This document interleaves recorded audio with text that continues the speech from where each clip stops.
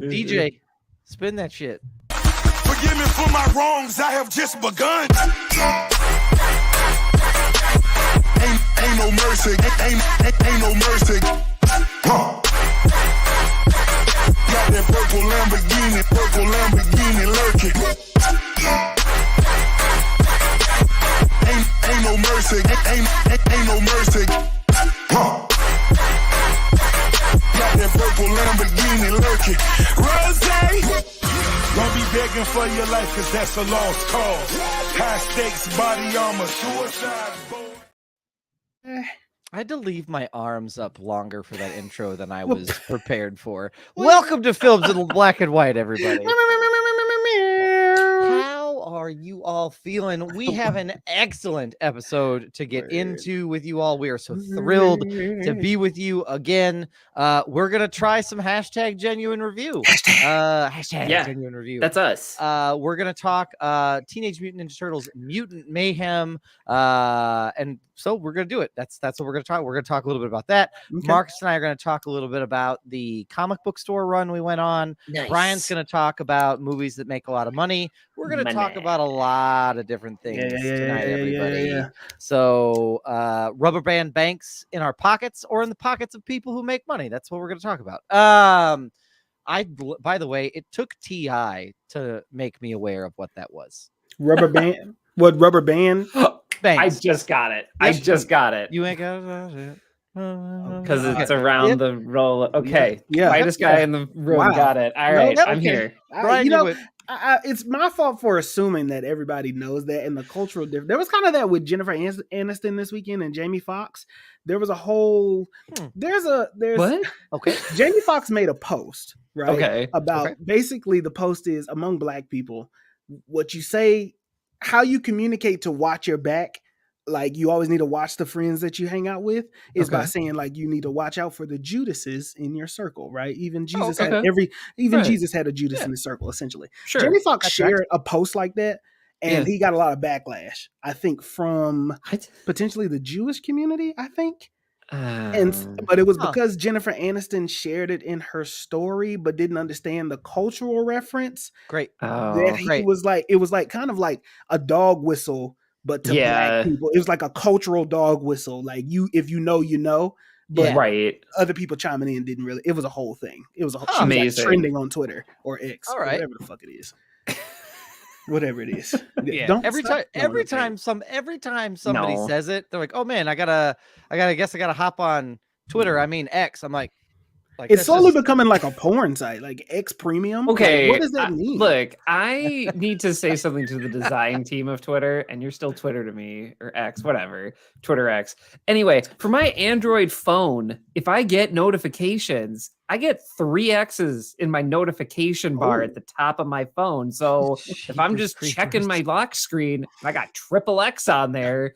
It definitely looks like I have notifications from adult content sites, which if that's your thing, that's cool. But why would you get notifications from the Bang Bus, everybody? This is how I was like, in my mind, I'm like, who would have notifications on from Pornhub? Like, that seems, I don't know. I'm not here to judge anyone's lifestyle. I was surprised because I was like, what is X? Why do I have 3 X's in my notification bar? And then I was like, oh, yeah, that's right. This is Twitter now. And then I deleted it from my home screen. Yeah, that's and while we're complaining about social pages, listen, let's do it. Threads did not add shit to their app. Nope. How that and they've gone off a cliff. I'm not going to cite a source because we're not a social media podcast, but I did read something where it was like they already have lost half their users from when they signed up. And it's just brands now just talking to each other, which I feel like is very, I don't know if anyone's read the book Snow Crash, but like the idea of like personified brands just trying to like be cool on the internet is like exactly what it is. That's some like cyberpunk stuff. Guys, it's brands and Doug Wagner. Like, that's who it is. That's it. Doug Wagner, hey, are you a brand? Hey, are you brand? Have you met my friend Doug? It's gonna be me just paying pass back and forth between brands. Is what's gonna it's happen. Gonna be all the brands trying to court, trying to seduce. Tell me what you can do for me. Like, I'm the only real guy here. Well, That's terrible. we're already off to a great start, but we got to Yes, make we sure are. everybody is thoroughly introed and welcomed. So I'm going to kick it on down to a one. Marcus J. Destin, aka Hell in a Half Marcus. Shell. Marcus, Uh-huh. how you feeling? Yeah. I'm good. We here. We had a great just left a wonderful birthday party. Happy birthday to Winter that's Warren. nice. We did. Happy birthday to my mom. Her birthday was also this past Ooh, yeah. Saturday. Shout out She to went out me. karaoke and all of that. You know her. Happy So birthday. yeah, August is big on birthdays, but we're having a Yup. good time. Semester's about to start. I'm ready for all the distractions that the students are about to bring. Absolutely. Okay. All right. I love Absolutely. to hear it. Love to hear it. Yeah, it was a great birthday. You and I were both was there. good. It was a good day. Oh, It was a that's great day to be nice. outside. It was nice. The weather here is awesome. Like, Yeah. so Oh, that's, nice. it was a great time. Great day. So. Great day. Yeah, for sure. Brian, Hello. aka Leonardo. That's me. Brian, how you feeling? I'm feeling great to be here because I'm really excited to talk about Teenage Mutant Ninja Turtles, Mutant Mayhem, especially now that we kind of took basically the better part of 3 weeks to be like, okay, we want to play by the rules, Genuine SAG, review. Yep. but we don't understand it, which is why for folks that were like, oh, like, where's your Barbie review? Where's your Oppenheimer review? Which are current things that were released. I'm not promoting them. But I know people were like asking me like, hey, are you doing a review? So we just hit the brakes because we don't want to do anything that would basically not be supportive of the SAG-AFTRA strike. So we're in solidarity with them. So that's why we took some time off and from a review to figure out how do we do this. So we're gonna, as a PSA, we're gonna do Ninja Turtles review tonight as a genuine review, and we'll tell you more what that means. So I'm excited to get back into reviewing because I think it's something that we do really well. And then I got to take my kids to Ninja Turtles, which was really special. Great day. Yeah, it was an awesome day. It was my 4-year-old and my 6-year-old and a huge thing of popcorn and 3 sodas. So obviously And that was Nicole like $40. Kidman. The funny thing about that was I had to run and get straws because there was an incident. And essentially I was like, okay, stay in your chairs. And they were like, but you're going to miss the movie. And I was like, the nice lady is talking about movies on the screen. As long as she's talking and I have time, I'll be right back. So Nicole Kidman to them is just... She turned into a babysitter? I mean, she was basically the comforting woman on the screen that was like, your dad's coming back, and I'm going to tell you about the magic of movies. So thanks, Nicole Kidman. You comforted my children while I had to go get straws. So yeah, we're doing great here. Brian, I'm so glad that you shared that crisis because there are incidents that take place when you take 2 kids somewhere and you have a choice. You're like, I could bring them with me, and then it's a whole thing. Oh yeah. Or I could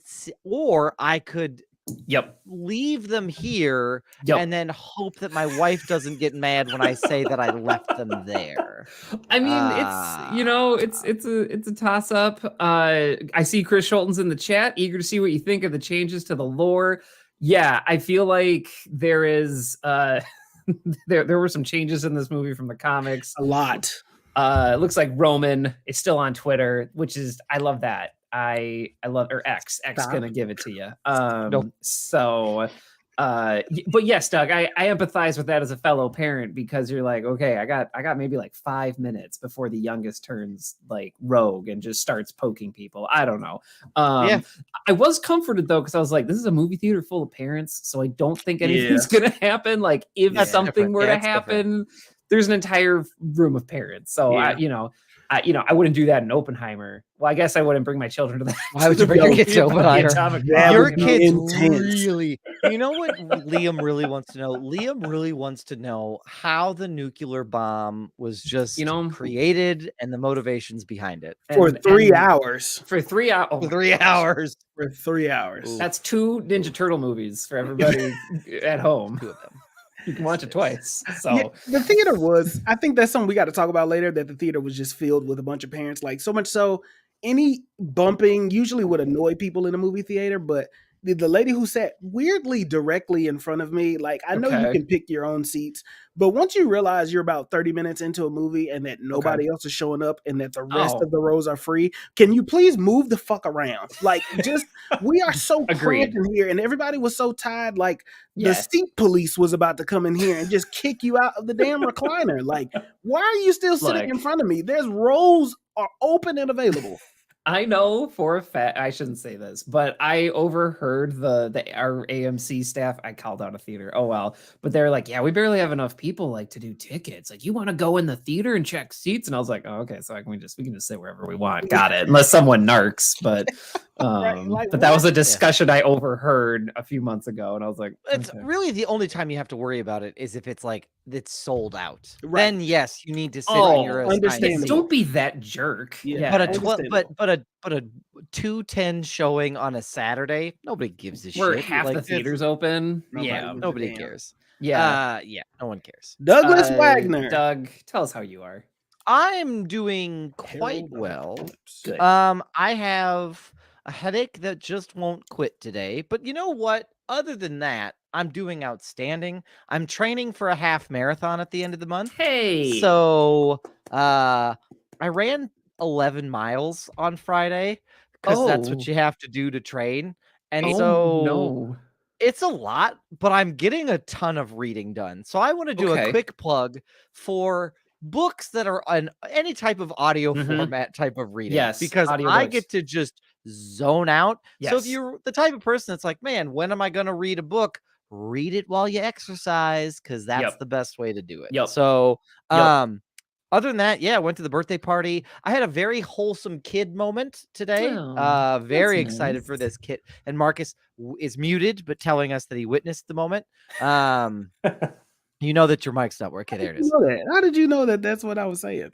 Because I could read lips. I witnessed Wow. it. I did witness Yeah, it. he said I Wow. witnessed it. I witnessed it. He said What a that flex. Oh, because I could read lips. What the fuck You- was that? I just because I feel like what else were you saying? Yeah, was- fuck your it was the kids. way Like you said- that's not what you were that's not what you were saying. I feel like this took a real big left turn here. Like I'm confident enough that you're like, oh, his kids again. Like I know that's not what you were doing. Which, by the way, we've been hanging out with each other for 2 days straight. Yeah, like, you Oh, hung that out makes with me her. happy. Me, He hung Harrison out- Doug, Yeah. Harrison Doug Harper. Yeah, that's basically what it's been. But Yeah. here's what I'll say. So, this was a birthday party that involved a piñata. And there were Oh, a lot no. of kids. My kids didn't know all the kids. So I told Harrison, I said, go hang out near the piñata. Candy's coming. That's how piñatas work. And he was like, sold. Harper, Right. on the other hand, was sitting on the sidewalk behind Marcus and I, who were talking, like playing with sticks. And I said, don't you want to go wait for Candy? She goes, nope, I got my sticks. I'm all set. I'm like, Yep. okay, live your That's life. familiar. Yep. And so anyway, after the piñata broke, Harrison rushed over, grabbed what he could, but then he walks over to Harper and he gives her, he's like, I got you some too. And I literally went, there it is. That's it. Like I was like, fuck, crushed it. Like I even stopped him. I was like, I am so proud of you. Yeah, like that that was was an huge. incredible moment, especially is because so I just got nice. done telling another parent that parenting is a little bit like golfing in the sense like you play one good hole, but the other 18 are kind of dog shit and you're not having fun. And so like that was it. I was like, I looked at Marcus and I go, there's my good hole right there. That's That it was for good. today. And in true fashion, Marcus witnessed this as we were trying to leave the park today. I said, Harper, it's time to leave. She felt personally victimized She that did. she didn't get pushed on the swing. She So did. she starts running the To go. opposite direction from where we're parking. Just running Amazing. behind her Amazing. going like, I didn't get a turn to get pushed. And I'm like, all right, well, there it is. So I saw both sides. It was a big swing today. It was good. Highs You and know, lows. it was, you know what? And I knew that there was the most genuine moment because when Doug stopped Harrison to tell him how proud of him he was, which I thought was a big dad moment, right? I think we should have more of those of like, your kid does something great, even if it's the little things, absolutely big them up, like, and let them know that that's important, right? Because if they were to get in trouble, in my mind, you would like, be like, they would get in trouble big time. I'd make a big deal You'd about make it. a big deal if out he of did that, too. something that was on the same end of the spectrum, but terrible. Like Right. if it was on completely the other side, I'd be like, what the fuck? Like, what are you doing? Yeah, right. So, but Harrison looked so confused of like, why are you telling me this? Like, yes, of course I bought my sister some some candy in a game. Like, yeah, Who do you for sure. think I am? Yeah, like come on. Right. What am I, a monster? Like, Come on, dude. Who'd you raise? You raised me. So I thought Right. that was dope. I thought that was Yeah. absolutely fire. So we got a couple questions in the chat. Actually, we're going to take a All little right. bit of a detour. Let's I do it. kind of want to.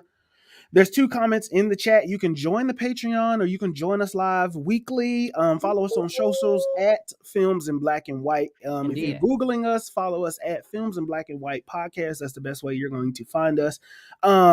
Roman Meyer said, Doug, what is your mile pace? And Chris Schulten says, don't do it, Doug. Half marathons suck. I only got through mine with all my friends texting me throughout. Doug, tell us a little bit about your half marathon, your prep to it. How does it tie into this, comic books, movies, music? Like, is there any inspiration from this to that? Why are you running? Talk to us a little bit about why are you doing it? Yeah, why are you doing this? I'm kind of doing it because I just decided that I wanted to. Like, Okay. I sort of like, I wasn't like, you know what would be great? Most people are like, they pick a date like 6 months from that date. And they're like, I'm going to do this. I registered for this like a week ago. Amazing. Like, and I'm like, you know what? I'm just going to do it. Now, to be fair, and in my defense, I have been running 3 to 5 to 6 miles. God damn it. God damn it. Folks, Roman Myers in our chat saying it's just the yum he likes. Oh my God. Go check out our last episode if you really want to know what that's all shaken about. me to my core. Yeah. But I just kind of was like, you know what? I did a 5K over the 4th of July. And I was like, this was fun. Like, I enjoyed like the spirit of it. I kind of have been getting more into running lately as this like personal, like mental challenge. Okay. And even today, I had a 6-mile run that I had to do today, and I started running, and I got about like a quarter of a mile, and in between home and that quarter of a mile, I went, "Oof, I don't know if I can do this today." But the mental grit of being able to say, like, "Nope, I said I had to do 6. I'm not coming home unless I run 6 miles." Like, I just kind of stuck to it, so I've appreciated that. Right now, my mile time ranges between like a 9-minute mile and a 7:58-minute mile is where I'm running currently. The 9 is usually a slower pace. The first day that I did 12 miles, because I've done 12. The first day I did 12, I ran that at a 10 just because I've never done that before. So I was like, let's just take it nice and slow. But I'm running somewhere between, so on average, like an 8:25. Is where I'm usually sitting mile wise. Is that good for those of us that don't know times and things like that? Is that good? I mean, it's pretty good. Like, I mean, it's under 10 minutes. Yeah, I would say it's all relative, right? Like, if you're brand new to running and you run an 11-minute mile, that's great. Like, I would say any like set the bar, and this, we're not a welcome to fitness in black and white. Like, I would say like any range here. If you're just getting off the couch and you're like, I run 3 miles, but it's an 11-minute pace, great, good for you. Like, you're doing something new, you're challenging yourself, you're trying to stay healthy. I would say for those who are trying to do it competitively, like, let's put it this way. When I did the 5K, there were 2 people in my age group that were brothers that were competing, and they finished it in 18:53. And so they were booking it. 18 minutes? Yeah, 18 minutes. And so they were running a sub 6-minute mile for portions of it. So I'm not there, but I'm happy with my effort. My goal is to finish the 13-mile endeavor in about 2 hours is what I'm looking to finish it. Well, Roman Myers is saying that's pretty solid. I think it's pretty solid as a runner. I mean, the fact that you're there before, that's phenomenal. Yeah, the fact that you just pick up running and just want to start doing some shit like that just seems, I don't know what the madman behind you is thinking, but I think it's incredible, and I think that's pretty dope. And I'll share the connection. So the connection is, and I shared this with Brian and Marcus. Maybe I'll post it in the Patreon. I posted a link. I had a Spotify playlist that was all movie themes. You did. And so really, Roman, it's kind of just like that. Like, I kind of just started and I was like, I just felt like going. Like, it's just kind of, and the more I do it, I don't know if I'm chasing the runner's high, but like the more I do it, the more jazzed I am about it. But I have this playlist that is a cultivated 5K playlist that is like, it starts off with like a theme song from the Amazing Spider-Man, like the movie Excellent. with Andrew Garfield, and then it Excellent. just goes movie theme to movie theme after that. And so maybe I'll share that in the Patreon, because it's I got through it, and I was like, if you look at my split times on that, the first mile, it was like 7-minute 30 pace, like, because Oh, I was just man. fucking amped, and then it Yeah. drops way off, because that's when the adrenaline sort of waned a little bit. But yeah, I'll post that there because it was a lot of fun. But that's sort of the connection. But Look at you. Thanks You for gotta get Wonder for Woman's wrath taking the in time there. to That's answer gonna that. be Yeah, it's yeah, gonna be your finisher. I'm gonna gonna I'll have to put that halfway through. But gentlemen, we have to play a lovely little game we like to call Catch That Quotable. Catch that quotable. The silky sounds of Marcus J. Right. Gentlemen, I would like to make it very clear that if you don't respond with "hit me," it throws me off. I could tell The last bo- time. Both put of it you in my last notes. week were like Last both of you pod. last week were like, bring it on. I was like, what the fuck is Yeah, this? you didn't- Bring it on. Like, I created a say it. monster. You all right? kinda did. I'm You ready. did, Brian. You did. I'm Are the ready. two of you ready for this week's quote? Hit Hit me. me. Hit All me. right, here we go. People say that it can't work, black and white. Well, here we Wow. make it work every day. I'm like the sorry. theme- You need it's to like say the- that again This is immediately. very specific. Just go People ahead. say that it can't work, black and white. Well, here we make it work every day. Okay, is this a movie? Is this a movie? Is Yep. this a movie? Yes, it is. And Yeah, Doug. It's not Django, by the way. So thanks. all right. All right. Thanks, Oh, Mr. geez. Myers. All Thanks. right. Appreciate that. Thank you. Thank you, Mr. Myers. Yes. Okay. I don't well, know what this is. I don't know what this is either, if I'm being honest. So, Yeah. Part of me thinks it might be like a movie with animals in it. Like, I could see it being like a Madagascar 3. You know what I mean? Yeah. I feel like go ahead. I feel like Roman picked this one on purpose, if I'm just being honest, right? The black and Yeah. white hint, very specific. He's messing You know, with I us. like the vibe, but I have no idea what this movie. I was thinking The Office, if I'm just being honest. Okay. But it's a TV show. We don't typically do TV shows. Oh, I thought you were saying the movie The Office. Oh, Or Office Space. Never mind. That's no, Office no, Space. yeah. That's the one where they beat the shit out of a printer, isn't it? Yes, they Yes. do. I also could see it being the movie Office Space. Oh, no, not Office Space. The movie Pleasantville, because that's a movie that starts in black and white and then switches to color. Like, but I don't know. This is very That's- specific. Yes, it Roman, is. can we get a hint? Well, it's been a while since we asked for I a don't hint. Roman, can we even- get a hint? We are gonna ask for a hint. I don't know what the hell this is. I don't know. Honestly, I have no clue. People say All right. we can't do it in black and white, but blah blah blah blah blah. Like I'm not really. Yeah. Would you care? I could look it up and give you a hint. Yeah, let's. Roman gave us sports. Sports. Now I'm thinking. Okay. So we get speed round one. Yes, I'm gonna think it's. What's the football? Remember the Titans. That would be Remember the Titans. That's it. Yeah, or it could be a basketball movie or something like that. I don't know, but I'm gonna say Remember the Titans. Okay. Yeah. Brian? I'm throwing it away. Hot Shots, which was like a baseball Ooh. comedy parody movie. I don't know.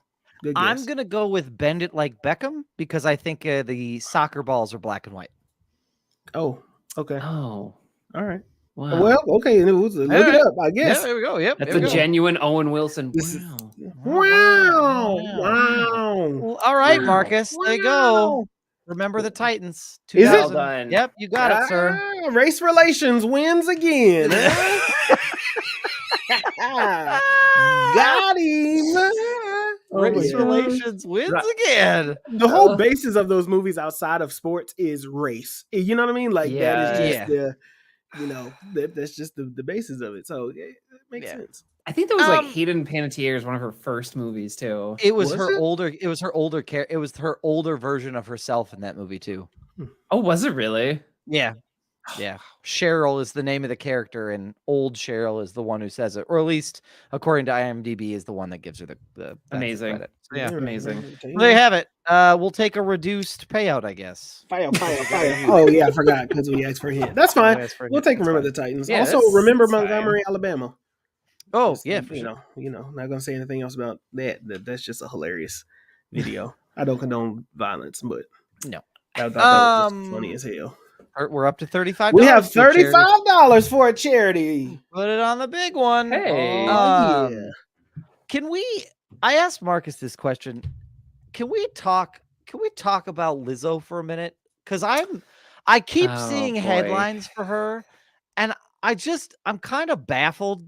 I'm kind of baffled at the shit that's coming out from there. By the way, we did not talk about this. So, we didn't, but I'm hung up on it. I've only read one thing. I feel like I'm prepared to talk about it, but like I don't know.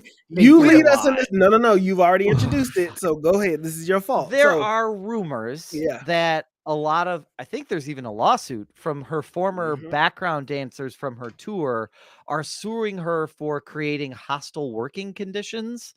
And some of the things are like, she was like a perfectionist. Like she kept making us routines. She kept us past meal times and break times. But there are also like, those are the reasonable things that are coming out of this. There are non-reasonable things that are coming out of this that are wild as hell, that I keep hearing about and I keep seeing jokes about on threads that make me laugh my ass off. But some of the like rumors are like, they made me eat a banana out of a very sensitive area. Like I'm trying to keep this above board because I could go gross with it.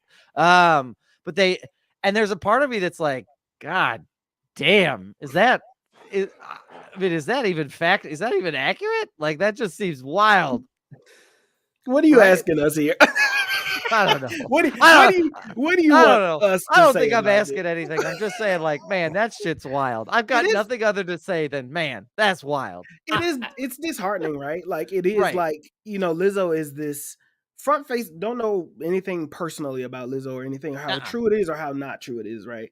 But front facing, Lizzo is this lovable person that is very body positive, very like be who you want to be type vibe. Everybody kind of loves Lizzo.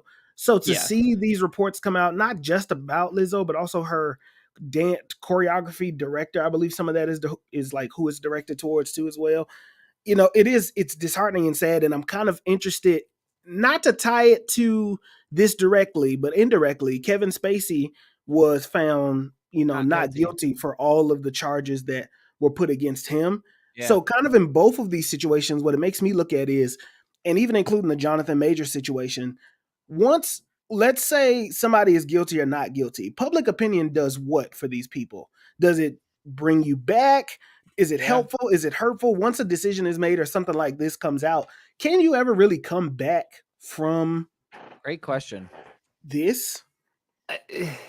Yeah, I mean, I'm reading the charges that are briefly explained, and we make it clear that we believe survivors and people that come to speak out about this stuff pretty routinely. And this definitely this situation definitely feels very nuanced, because it seems that there are 3 people that brought allegations that it was a hostile work environment, and then Lizzo released a statement I'm reading here on Instagram saying that these people had publicly admitted that their behavior was inappropriate, and they were like basically I can't really read what's going on here. But the headlines definitely are not great, especially for someone like Lizzo, who I feel like has, we've mentioned this before, but I mean, she has really, her profile has become well known, just who she is as a person. I think a lot of people like that. So it's really disheartening to see this type of thing and these types of allegations. So, and there is a lot of stuff. There's a lot of stuff that is, I got to just reading what these folks are saying is just kind of like, really? Okay. But it seems very sensationalized too. I don't know. like on both ends, right? Like for folks that are talking about Lizzo herself, is what I'm trying to aim at here. And I also, so it's a lot. It's a lot. It's a lot. It's a Doug lot. kind of set us up with the okie doke here because we were not prepared to talk about this. But I do think, I don't know. There's a conversation that says like, what happens next, right? Yeah, I think that goes for everything that, like, even the Jonathan Major stuff too. It's sort of like we're all, and I think that that's maybe the bigger thread and maybe more pertinent to our discussion, other than my original topic, which was, oh, this is wild as shit, is the what next. Sorry, I didn't mean to interrupt. No, it's no. I just think we never know what's next, and public opinion can change based off of the popularity of something. And this is my personal opinion. If Lizzo goes and drops a phenomenal album around the same time, kind of like Tory Lane situation, everybody has been kind of weirdly supporting or not supporting Tory Lanez in this whole case thing. And like, he was dropping music, people were still listening, and it was like, oh, he didn't do it. Like, look at all this talent he got. Y'all gonna lock this up behind jail. But it's like, it's a weird conversation to put talent over accountability, right? Yeah, and so I agree. Like, if you can't do that, it shouldn't be a conversation, right? But if somebody fucks up big time, they have to be held accountable. But we live in such a fickle and such a oversaturated news world and news cycle and pop culture, everything. It kind of gets forgotten about, because are we supposed to be mentally able to keep up with everything that somebody does? You know what I mean? Yeah, and I would argue probably not. Like, I think that that's just the society. I mean, some people can, but that's not I'm not the target audience for that at all. So my question for y'all is, when stuff like this does happen to popular people that you know, that you follow, that you are like fans of, what is your usual pattern like after things like this happens? Announcement comes out, you hear some bad shit about somebody, like, what is your, do you just, is like, that's it, I'm wiping my hands clean and like, fuck them? Or what is your, can you come back? Is there a possibility of like redemption, like Kanye West? Is anybody over the Kanye West stuff? Is everybody kind of like, his music is still being played and streamed? Here's the so when stuff like that happens, if it's somebody I really like I'll be like, oh man, I really hope that's not true. Like, because that's my knee-jerk reaction. It's like, oh man, I really hope that's not true. But I'm always prepared that it is, right? Like, I'm always prepared, like, well, I'll be in a holding pattern. I never say anything publicly about this type of stuff, but I always am in a, oh man, I hope that's not true.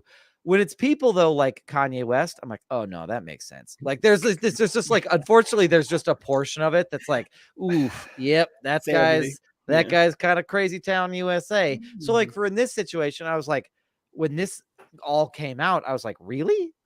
Lizzo? Like, they're like, she has been nothing but like a beacon of positivity in all interactions. And from the people I know who really like her music, that's what she is for them. So there's been a part of me that's like, I don't know. And then I kind of just wait for it to come out in the wash, because I'm like, the truth will come to the light eventually, right? Like, eventually there will be some level of closure on it. Or there won't. And either way, I will probably have moved on at that point in time. Right. But usually my knee jerk is, I hope that's not true. But yeah, whenever this stuff comes out, my knee jerk is always just, oh, that's not good. This is not good behavior. I mean, I just finished reading a lot of the allegations here. Like, nobody should feel like they have to work somewhere that they absolutely hate and they don't feel respected. Nobody deserves that. That's not okay. And I think what's hard about it is that, because I think the thing that makes it hard for me too is, like, we usually learn about it on social media, and social media does this thing where it removes all context, right? You just want the one soundbite. You just want the one screenshot. And that's how our lizard brains work sometimes, right? We want to make it simple because our lives are super complicated and nuanced. And so it's always hard. I still struggle with it. Like, I don't have a really well-defined answer, because it's always just one of those things of like, celebrity A did thing B, and that doesn't look good, or that doesn't feel right. And you're just kind of like, that doesn't feel right. But I don't know. Feel right. I don't know. Do I like, what do I do with this information? Right. Right. Because it's like, I don't know. It's just a lot of complicated feelings because you want to be supportive of the people that were wronged. You want to be supportive of them. And then you're like, but does that mean like I can just never reference or talk about this person? And that doesn't seem right because there's factual things that happened, right? You can't just completely, it's a lot that you have to find a way to just, I don't know. I'm even stumbling with it here, right? Because we don't know these people personally. Sure don't. That's the reality of it. And the reality is you probably never will. Yeah. And you can say like, yeah, I don't like that stuff, but I do like this product or this experience that this person made me feel. And some people can put those two things aside. Two people can separate a lot of people have this ability to separate the art from the artist. And right? Right. And I don't look down on those people at all. Like just as the same way of other people being like, I can't separate it. Like I hear this song and this is all I think about. And it's like, I get it. Like I get why you wouldn't want to do that. Yeah. He's a big one. Right. Like if someone was like, please don't play that, it's going to bring up a lot of bad feelings for me. I'd be like, okay, yeah, I get it. Like, or I But old Kanye for me, like the college dropout, that shit comes on. I'm like, this motherfucker didn't miss. Like, there's just a part, but he's just like, but now I'm like, I've avoided his newer stuff just because I feel like that's more of who he's become. And so I guess he has that song where he's like, you want the old Kanye? There's a part of me that's like, yeah, man, that'd be real great. Well, like that would be real nice. And like, I think if we're specifically talking about Kanye, like when I was in college, when Doug and I were in college at the same time, man. That was the soundtrack to our time in college. There was a Kanye song for almost every part of the college experience. That's true. We were going through at that time, even graduation, like, and so it's for me, it's like, looking back, it's like, he needs something. I don't know what, but he needs something. But that music is completely always intertwined with my experience. Now, would I like go down my neighborhood street blasting Kanye out of my car? No, I would not. I do that. Sometimes. So it's like, I don't know. I just feel like these types of situations, it's just a little bit more nuanced, but we never want to have that conversation because it's these knee jerks, right? So I don't know. My answer is I don't really know how I feel about it. And I'm still figuring it out. I definitely don't think that there's a right answer to it. There isn't. And that's okay. Like it's up to you personally. Whatever it is that you decide is your moral like line in the stands. There's certain things that I just think that there's a line in the stand, like in the sand for just things I won't tolerate. And like racism, bigotry, homophobia, like that kind of stuff. Like, no, absolutely not. Especially people that'll double down and bite, they will bite the bullet and defend that shit and down that hill. I'm cool. Like R. Kelly, real cool. Don't need that music. Like, you know what I mean? Like that music ain't that important to me that I feel like I can overlook the things that were done and like the things that he said.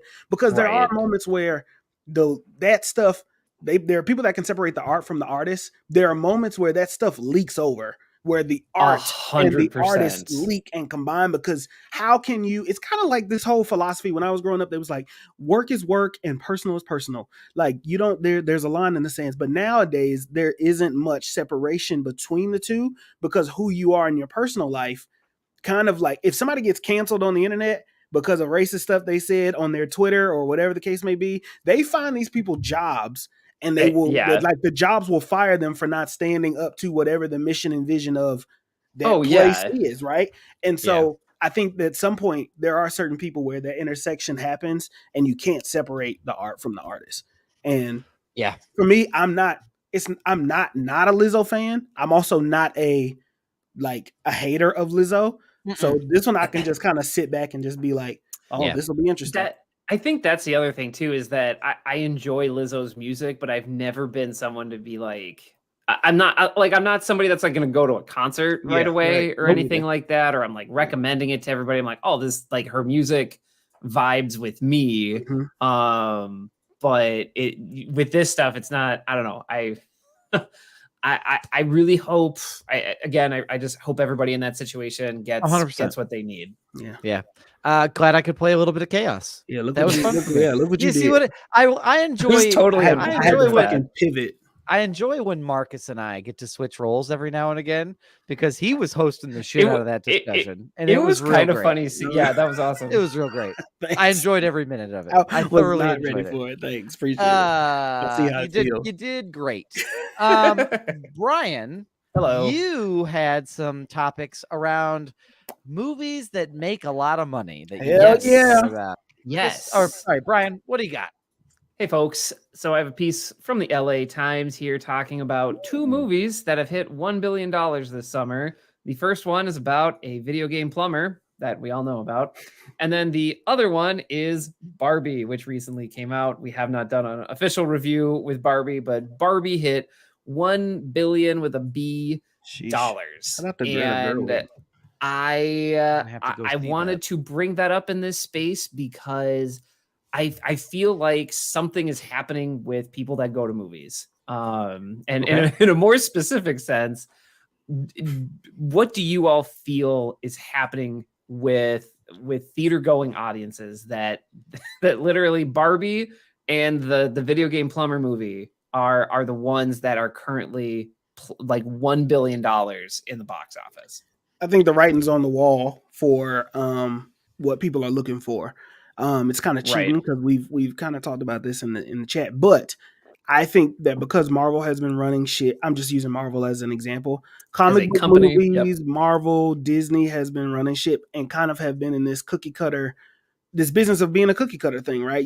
We make the thing, we know the formula, we're going to use that same formula throughout. Pixar, we're going to have this cute animation, great voice cast, and a hidden message underneath. All right, put it out. Marvel, all right, this is going to connect to something. We know there's going to be an after credit scene. This is going to be a part of it. It could be a little thing or it could be a big thing. All right, go ahead, put it out. And also oversaturate the fucking market while you do it. I think that people are getting bored and they want some originality to the thing or something new. Like, yes, Barbie and Mario can start a new franchise, but I think that people would just want something new. Yeah. I agree. I think the other portion of it is, and this isn't me promoting anything, but this genuine is review. This is me genuine giving analysis and review. Genuine review. A genuine review, a genuine analysis of what's happening.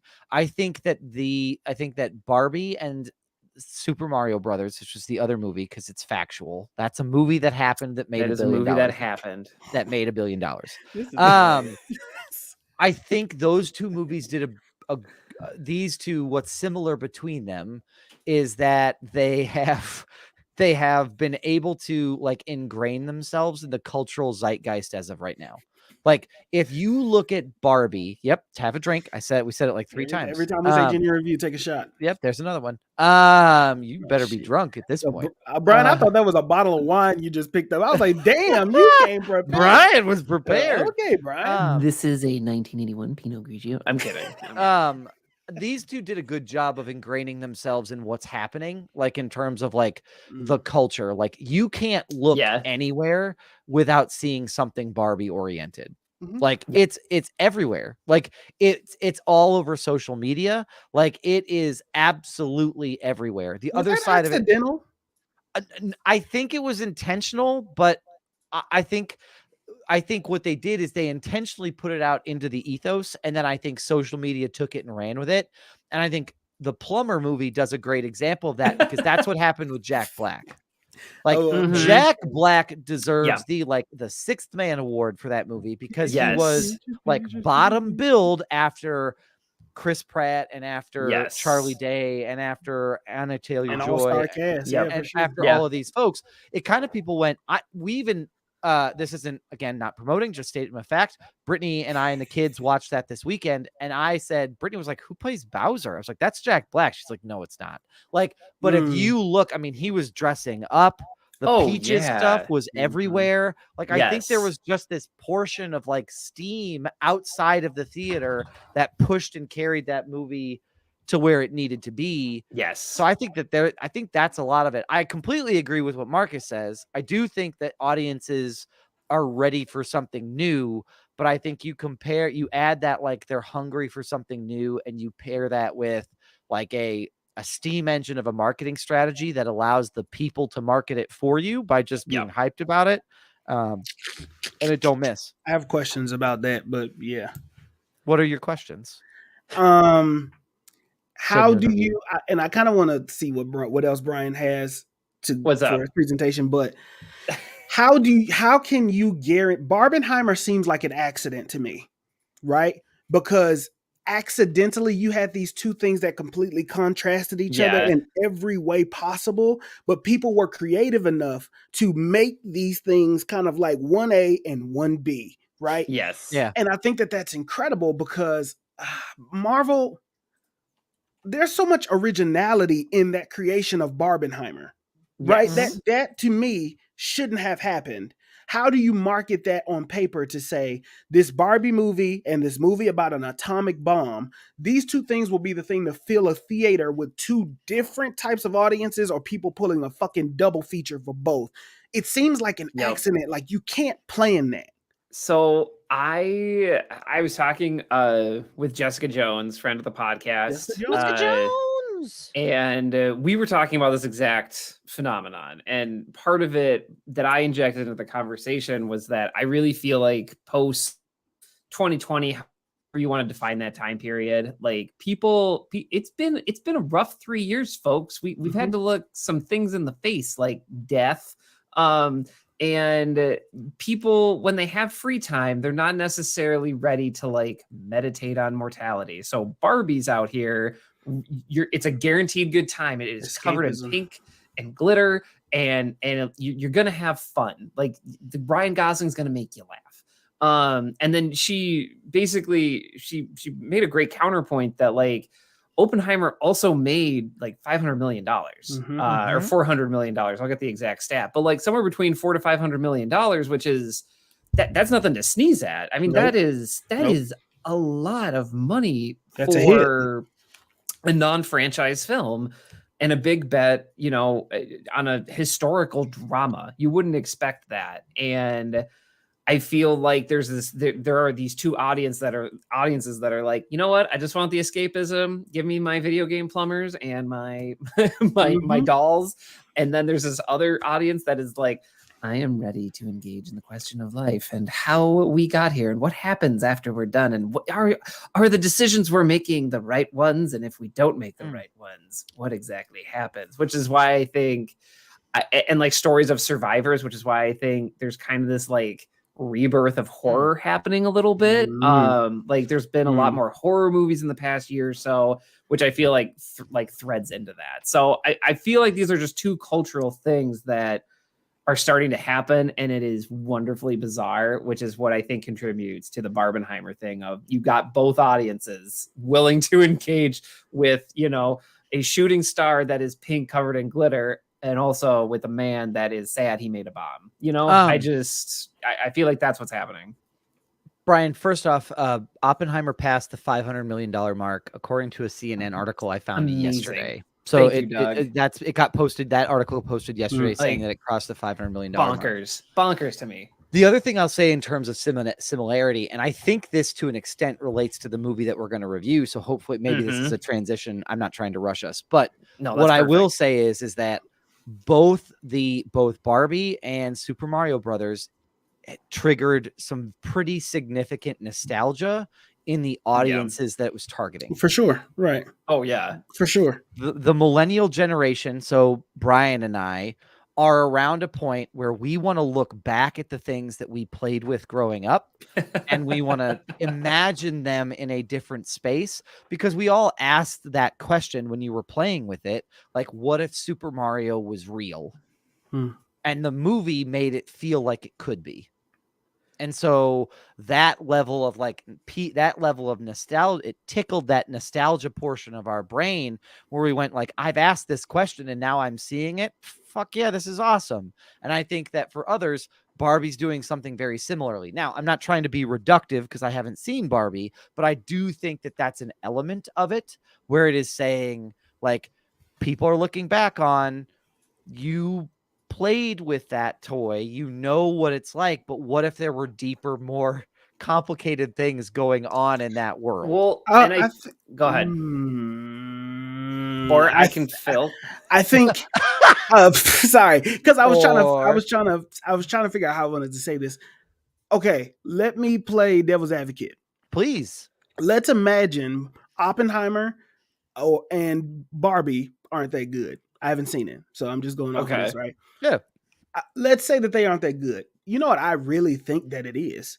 I think that it's a combination of that accidental great marketing that happened, right? The TikTok-ish feel of we're going to take this thing and we want to be a part of the moment and the event. Yep. And what happened with Barbie and Oppenheimer was they were made events before you got to the theater. My gosh. There was an investment before I even got there. Yeah. There are people that I know that dressed up, did the all pink. They went and then they came back and said, well, the movie was like, all right. But I was able to dress up and get these pictures off and make a Barbie caption. And that was what really made the moment and made them buy a ticket. Was it became an event and a moment. And I don't know if Super Mario Brothers kind of did the same thing, because you could dress up as like Yoshi or Mario or Luigi. Like, it gave you a reason to like, I'm going to dress up and go to a movie. Right. People stopped doing that with Marvel movies kind of around Endgame-ish and Infinity War. That's because, I think that's because they positioned themselves as you have to see it to know what's going on. Not because it's an event. You have to, it's like saying like, it feels a little bit like homework. Oh, you read 12 chapters. Well, here's the 13th. You have to read it. Otherwise you will fail the test. It's like, and I remember dressing up for Wakanda Forever. I remember like we threw an event. I think Doug was there. We threw a free movie showing in both theaters in town for all students to see Wakanda Forever. And the theater was packed, and people were either dressed up in traditional African clothing, or they had Black Panther comic book like shirts on, or was something related to the movie that made the outside moment before they got into the theater an event. And then once you got in, that's a whole nother something. So I think my response is, Brian, things aren't made an event anymore. Yeah. Like, they aren't made like this big I'm going to go to the theater.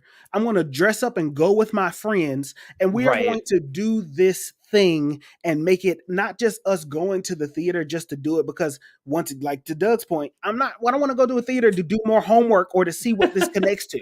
Well, and that's what I feel like a lot of larger unnamed studios have done with cinematic universes. And when you make it an episode of like the XYZ universe, you lose some of that steam and some of that like hype. Because I was even going to say, like, I feel like that happened with Iron Man 3. Like, I don't remember anybody like dressing up as Iron Man or anything after seeing the 2012 Avengers. And it was because that movie just kind of felt like, okay, this is the coda to Avengers, I guess. I don't know. We don't know what we're seeing. It was, and I feel like the other thing is that I feel like word of mouth is just like, it's always going to be important. Absolutely. And Barbie's word of mouth it was everywhere. Like the early showings, the people who went even on Fridays, influencing folks to go to it on a Sunday with sold out theaters. Like, they made it like Barbie was something so unique that you had to talk about it. And I'll review that at some point. I loved it. Genuine review. But it's I don't know. There's definitely something happening here, and I'm not saying I don't know if it's like the end of being hyped about cinematic universes, but there's clearly something happening here, and I'm curious if it's going to replicate itself again to see if that trend pans out. It could be. They talk about this in economics all the time of like leading indicators and trailing indicators. This could be if the studios first start paying people what they deserve. Let's put that there. Solidarity. Let's assume they resolve that. If they resolve that and can actually do the decent thing, the next thing for them in this leading in like the research that they should be doing is this indicative of people don't want connected universes anymore? Because remember, if we flash backwards to like the Amazing Spider-Man following Spider-Man, the bread and butter of studios is like bankroll was, if we can build a connected universe, we don't have to work as hard anymore. Oh my gosh. Is this a leading indicator saying that like, no, they don't need one anymore? And notice notice there's not been a huge clamor from Illumination or whoever did that movie, which I think is Universal. Yeah, it is. There's not been a big clamor for them to say, like, oh, now we have to go out and we have to make a whole fucking thing that's all of the Nintendo characters. I mean, I just assumed they would. Well, that's coming. I feel like that's coming. Yeah, we all have assumed, but it's never been announced. Yeah. So maybe it's they're saying, like, what if that just stands alone for a little while and we let that shit breathe, Right. and then right when people start to forget about it, that's when we'll do the sequel. We're not going to rush to push this shit out as much. Well, there's something that's to be said about the success of Sonic, right? Yeah. Also, like Sonic as the first movie and then Sonic as a sequel, I think they both equally did. They were good, just as good, and they were good movies, right? Yeah. And, genuine review, #genuine review. But Christ. There's something to be said about Sonic. I also think that that's a little bit hard, right? Because now you've introduced two concepts that I think if the studios are as diabolical as they could be, you use both. You want to go, first of all, yes. Okay, let me step into a moment where if I was consulting and advising, right after they adjusted, not ugly Sonic, not human teeth Sonic. No. I'm gonna step into a moment of what I would do if I was the studios. And I don't know that they don't do this already. They should have a giant. It should be kind of like the music industry. Drake is not dropping the same time that Travis Scott is dropping. Right. And in the world of capitalism and in the world of consumption, wouldn't it be now there are situations where you have a Travis Scott drop with a Post Malone, but that's because those two can survive on their own. Those are and two very different vibes, in my opinion. Right. And I think there's a place for both in that scheme, in that grand schema. I think the studios, if they were smart, would have a calendar. They know when each other is dropping, and then you promote each other, and like you allow space for each one, because it's hard to have. I'm saying that because it's hard to have a moment or an event when every week feels like a blockbuster moment. In an event. Shit. Yes. If everything is special, nothing is. Yeah, exactly. Every movie can't be the number one movie in the world. Like that's just audiences not realistic. Are raving. Yeah, everybody ain't raving about the 3 damn movies that dropped this week. I don't have the money to go see Barbie, Oppenheimer, Teenage Mutant Ninja Turtle. I just don't have it. I mean, go back and see our episode where Brian gave his presentation about the price of movie tickets. You guys, price controls. Yeah, we need price controls right away. Go ahead. Yeah. So I just think if studios were smart, if y'all really want to make some money amongst each other, and you can have moments where you compete with like the B-list movies or whatever the case may be, but if you want to make more events like a Barbie and an Oppenheimer, you have to create more space for these moments to happen. And I say the same with Marvel. It's easy for me to dress up as Thor, Captain America, Incredible Hulk when the first Avengers movie dropped, because that's a moment. I'm going to dress up as my favorite character. We're seeing them all, but I'm not going to dress up as Iron Man for every single movie that Iron Man appears in. Like Civil War. Like, I'm not. What am I going to wear the same thing over and over again? Like, what is the difference? Like, where is the moment? We're not allowed to have a moment. No, this feeds into our it was one of our June podcasts, and I can't remember, but this exactly feeds into that conversation of like, you can't have everything be a blockbuster, which is why some of these $300 budget movies like Tom Cruise and Harrison Ford didn't do well, because people had a blockbuster every week in the month of June. They were good and blocked out the IMAX. Like some movies blocked out IMAX so that other movies couldn't live as long. And so like you're talking about one of the things I learned from Doug was like, when we were raising money for one of the student organizations that raised money for like Dakotathon or the kids, right? For the kids. When you live in Clay County is one of the poorest counties in South Dakota or in the area, right? Yep. If Brian's asking for money for one fundraiser, Doug is asking for money in another fundraiser, I'm asking for money in another fundraiser, the market will dry itself up because everybody can't give to everything. Eventually, somebody's got to make a choice, and it's either I can't give to any, or I got to pick and choose my favorites, but I damn sure can't give to all. So, and that's a shout out to like the AmeriCorps program I was a part of, where they taught me a lot about hidden poverty, which was a concept I didn't necessarily know about, because we always expect poverty to be something that's like standing on the street, or it's something that's in a soup kitchen line, but most of the time it's not, and it's hidden. So if again, to the point, if we take the same concept that we did for fundraising and you apply it to the theater, if there are 12 movies that I have to see between June 1 and August 31st, I'm gonna run out of money at some point in time. And you gotta stop asking. Spread that shit out. What if you just paced yourself?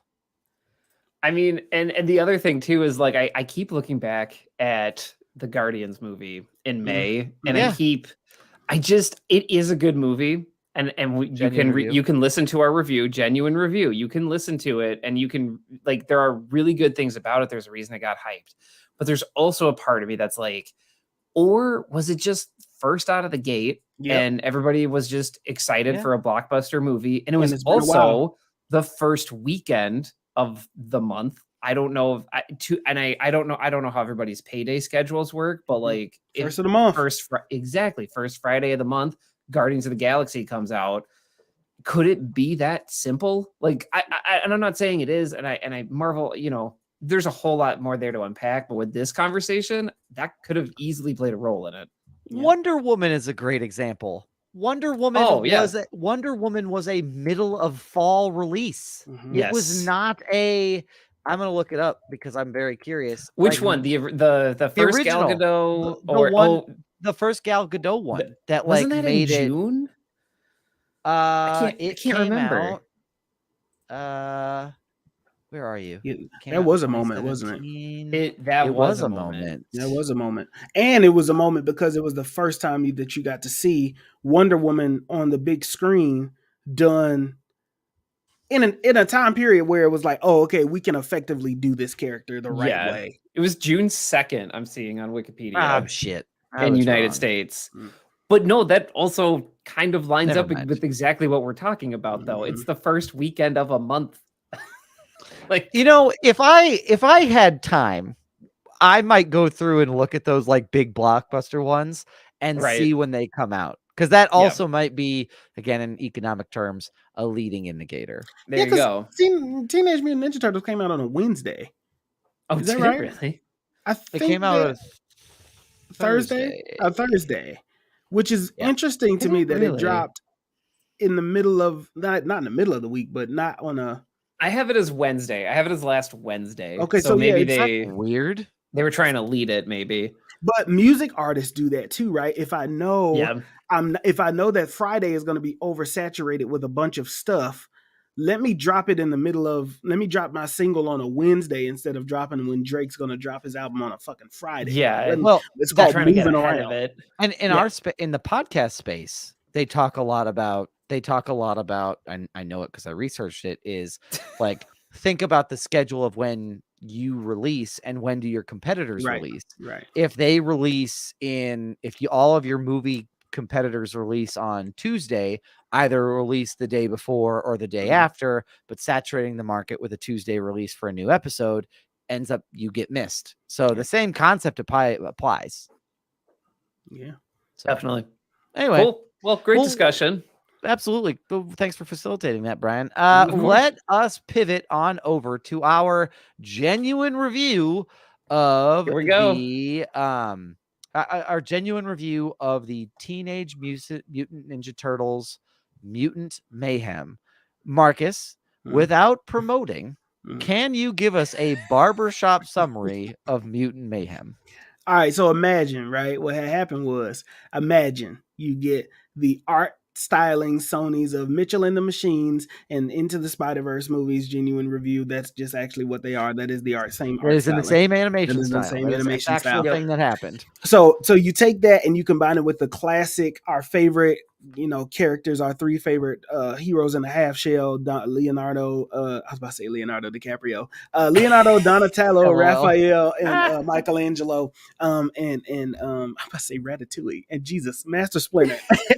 So my head is all over the place. So basically you get this new telling of a story, of the classic story that we know of our heroes in the half shell, kind of how they came to be. It tells that story. It also talks about them meeting April O'Neil and what that looks like. And they face this antagonist called Superfly, who is a mutant with a family of mutants. And all he wants and all they want, the Turtles want and Superfly want to be accepted.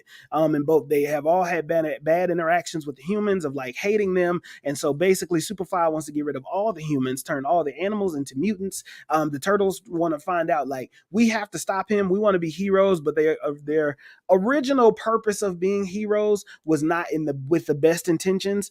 They wanted to be heroes so that everybody would love them and so that they could come out of the shadows. But then what they end up finding out is it is more important to just be a hero and be good. They battle Superfly. They end up, trying to, find ways to make the humans love them so that they can be a part of the outside world and not have to hide in the shadows. Great review. Yep. Great assessment. No promotion whatsoever. Let's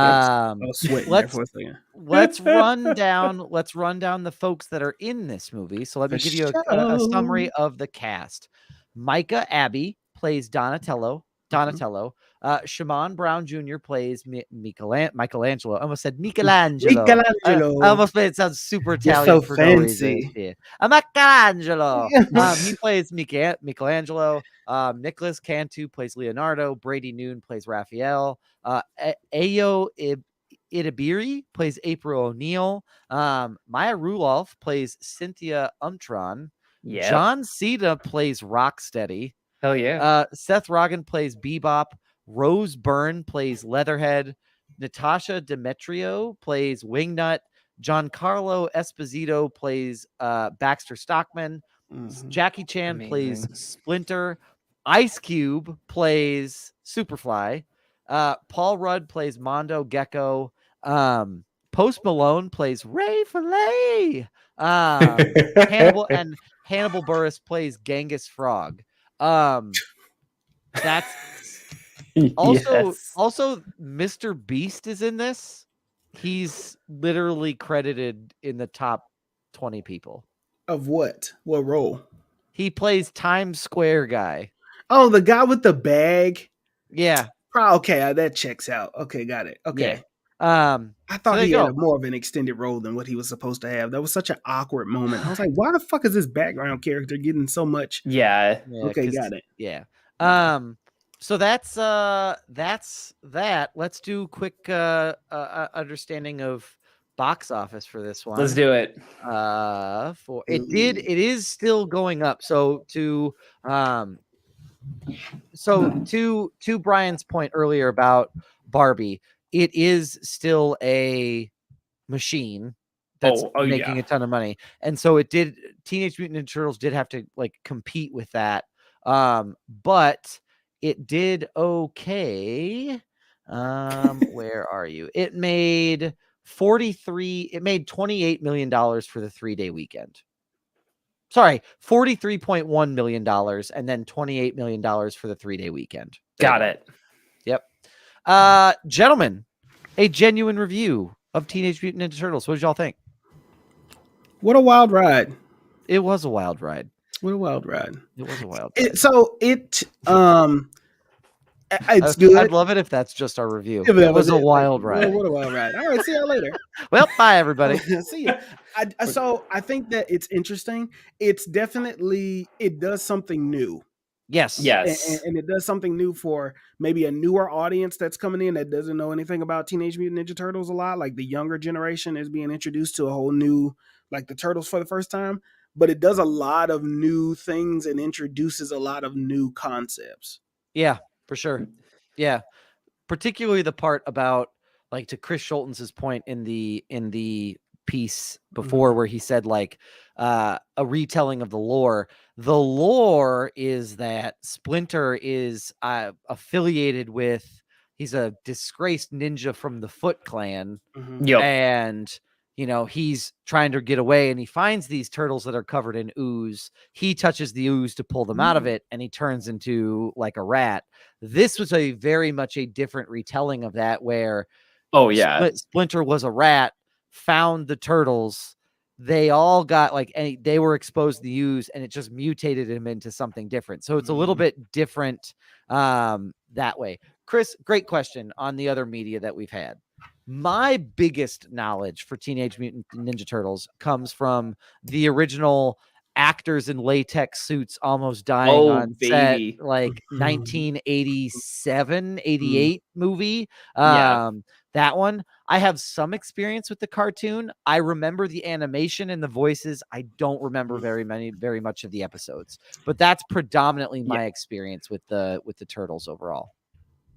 Brian? Yeah. Marcus? For me, it was definitely the 1987 cartoon series. I remember, I'm going to say like most of the plot points, but definitely not all. I've seen all the movies. I just realized that, by the way. I was like, I've seen every Teenage Mutant Ninja Turtles movie. And I read as a kid, I realized it was a comic and I started reading it as a comic. And then I was like, this is not for me. This is like very grimdark, and this is not what I grew up with. It's unfortunately probably my bag because it's very dark. It's probably my bag. And what's funny is that the more I read about it when I was like in my middle school years, was that it was kind of this like direct response to like a lot of those 80s kind of comics of like, there's a teen team, like the Teen Titans or the X-Men, and they're learning and they're mutants and they're different and they're figuring it out, and like the Turtles were kind of like this dark parody of it, almost is how I would describe it. Very dark. Chris Schulten's in the chat saying the comics are dark and weird. Yes, they are. I was like 10 or 11 when I had my first Turtles comic, and it was just, I was like, when does it get funny? It did not, listener. It never got funny. It was always sad. Like, this is real life, Brian. It felt more like these turtles got problems. These turtles are just fighting for their life, and you just want to joke. How dare you? No, honestly, what it felt like was when I read my first Turtles comic, it felt like Daredevil. That's the best comparison. Oh no, it's definitely my shit then. Yeah, it is. It 100% is, and it's just like sad on sadness on depression, and it's raining, and it's black and white. It's black and white. They don't have different colored headbands. They all wear red ones, and I was so confused. Yeah. Anyway, are they all Raphael? Pretty much. That's what I kept asking.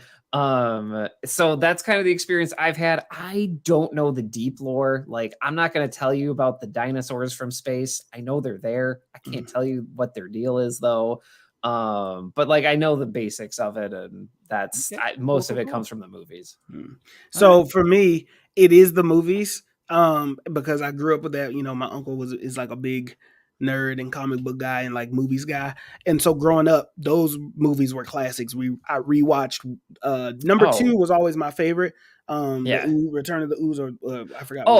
Return of the Ooze is. I mean, I feel like everybody saw that as a kid. That's my absolute. That one I saw first, and then I went back and saw the first one, and then you see the time traveling one. So, but a lot of my Ninja Turtle knowledge came from the 2003 to 2010 animated run of Ninja Turtles. Oh, sure. Oh, wow. And okay, so I didn't see that. So that was back when they would have the same cartoon shows, but then they would adapt them to a different theme. So like, it was like, first it started off regular, and then one season may have been them in the future of like, then they get these future weapons with future turtles, and like, you kind of see what that looks like. No idea that existed. God, and to me, that was like some of the best animation style, and how you got to do good character studies of like, Leonardo was a good leader. What I'm finding now is like, what's pissing me off more, not necessarily with this movie because they're younger, so that's okay, but it's always like Leonardo and Raphael struggle with him being the leader so much and so often. Yeah, I don't remember growing up and like watching shit and it being that difficult,